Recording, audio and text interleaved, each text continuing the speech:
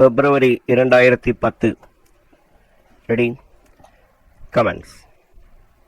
மாண்புமிகு பேரவைத் தலைவர் அவர்களே, இந்த நிதிநிலை அறிக்கையின் மீது பேசுகிற வேளையில் அரசின் அறிவிக்கப்பட்ட திட்டங்களுள் மக்களுக்கு தேவையானவற்றை வரவேற்கின்ற வகையிலும் சுட்டிக்காட்ட வேண்டிய குறைகளை தவறாமல் சுட்டிக்காட்டுகின்ற நிலையிலும் எனது கட்சியின் சார்பில் கருத்துக்களை எடுத்து வைக்க முன் வருகிறேன். அந்த வகையில் நான் ஒரு சில கருத்துக்களை இந்த மாமன்றத்தின் மாண்புமிகு உறுப்பினர்களின் கவனத்திற்கு வைக்க விரும்புகிறேன். நான் தெரிவிக்கும் கருத்துக்களுக்கு உரிய விளக்கங்களை அரசின் சார்பில் மாண்புமிகு அமைச்சர்கள் அளிப்பார்கள் என்று நம்புகிறேன். அதேவேளையில் மாண்புமிகு அமைச்சர்கள் தங்கள் விளக்கங்களை நான் உரையை நிறைவு செய்த பின்னர் அளித்திடுமாறு பணிவன்போடு கேட்டுக்கொள்கின்றேன். நிதிநிலை அறிக்கையை சட்டமன்றத்தில் அளிப்பதற்கு முன்பு 3 அறிக்கைகளை அரசு வழங்க வேண்டும் என்று நாங்கள் ஒவ்வொரு வருடமும் கோரி வருகிறோம். அதாவது, கடந்த ஆண்டு நிதிநிலை அறிக்கையில் அறிவித்த திட்டங்கள் எந்த அளவிற்கு நிறைவேற்றப்பட்டுள்ளன என்று விளக்கும் ஓர் அறிக்கை, மாநிலத்தின் பொருளாதார நிலையை விளக்கும் அறிக்கை மற்றும் நிறைவேற்றப்பட்ட திட்டங்கள் மக்களிடம் என்ன தாக்கத்தை ஏற்படுத்தியுள்ளன என்று விளக்கும் அறிக்கை ஆகிய 3 அறிக்கைகளையும் வழங்க வேண்டுமென்று நாங்கள் தொடர்ந்து வலியுறுத்தி வந்துள்ளோம். இந்த 3 அறிக்கைகளோடு வரவு செலவு திட்டம் அளிக்கப்பட்டால் அது மக்கள் மத்தியில் பெருத்த வரவேற்பை பெறுவதோடு ஜனநாயக ரீதியாக ஏற்றுக்கொள்ளத்தக்க ஒரு அறிக்கையாகவும் அமையும் என்று தெரிவித்துக் கொள்ள விரும்புகிறேன். இந்த வரவு செலவு திட்டத்தை உருவாக்கும் முன்பு தொழில் முனைவோர்களை மாநில அரசு கலந்து ஆலோசித்துள்ளதை நான் வரவேற்கின்றேன்.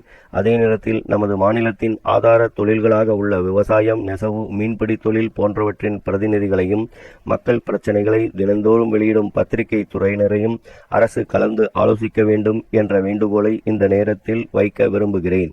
எனது கட்சியின் சார்பாக இந்த ஆண்டும் நிதிநிலை அறிக்கை தயாரித்து அளிக்கப்பட்டுள்ளது என்பதை சுட்டிக்காட்ட விரும்புகிறேன்.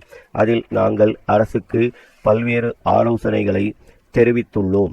அதில் மிக முக்கியமானது சாதாரண குடிமகனும் உயர் பதவியில் உள்ளவர்களைப் போன்று சிறந்த மருத்துவ சிகிச்சை அளிக்கப்பட வேண்டும் என்பது.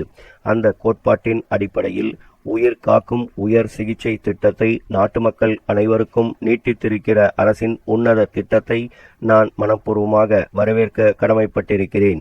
அதேபோல நிலவரி விகிதங்கள் குறைக்கப்பட்டுள்ளதையும், உழவர்களுக்கு குறைந்த வட்டியில் கடன் வழங்குவதையும், கூடுதலாக மகளிர் சுய உதவிக்குழுக்கள் அமைக்கப்படுவதையும், சிறு வணிகர்களுக்காக நல வாரியம் அமைக்கப்படுவதையும் நான் மனதார பாராட்ட கடமைப்பட்டுள்ளேன். இந்த சந்தர்ப்பத்தில் மற்றொரு விஷயத்தையும் நான் குறிப்பிட விரும்புகிறேன். கடந்த ஆண்டை விட இந்த ஆண்டு கல்விக்கு கூடுதலாக நிதி ஒதுக்கப்பட்டிருப்பதை நான் வரவேற்கிறேன். ஆனாலும் கூட கோத்தாரி குழுவின் அறிக்கையில் சொல்லி உள்ளபடி மொத்த செலவினத்தில் 6% நாம் இன்னும் கல்விக்காக ஒதுக்கவில்லை என்பதையும் நினைவுபடுத்த விரும்புகிறேன். அதை கவனத்தில் கொண்டு அடுத்த ஆண்டு கல்விக்கு இன்னும் கூடுதலாக நிதி ஒதுக்க வேண்டுமென கேட்டுக்கொள்ள விரும்புகிறேன். அதேபோல மருத்துவம் மற்றும் மக்கள் நல்வாழ்வு துறைக்கான ஒதுக்கீடும் அதிகரிக்கப்பட்டுள்ளதை வரவேற்கத்தக்கது. இன்னொரு முக்கியமான கருத்தையும் இந்த நேரத்தில் குறிப்பிடுவது என் கடமையாகும். இலங்கை தமிழர்கள் முழு உரிமைகளோடு நல்வாழ்வு வாழ்ந்திட ஐக்கிய நாடுகள் சபையின் உதவியுடன் உரிய ஏற்பாடுகளை செய்ய வேண்டும் என்று நமது மாநில அரசு மத்திய அரசை வலியுறுத்த வேண்டும் என்று கேட்டுக்கொள்ள விரும்புகிறேன். அடுத்ததாக, மத்திய மாநில உறவுகளை பொறுத்தளவில் மாநில அரசின் மொத்த வரி வருவாயில் கணிசமான பங்கு மத்திய அரசுக்கு செல்கிறது. மத்திய அரசிடமிருந்து மாநிலங்களுக்கு வழங்கப்படும் நிதியின் அளவை சுமார் 40% அளவுக்கு உயர்த்த வேண்டும் என்று கேட்டுக்கொள்ள விரும்புகிறேன்.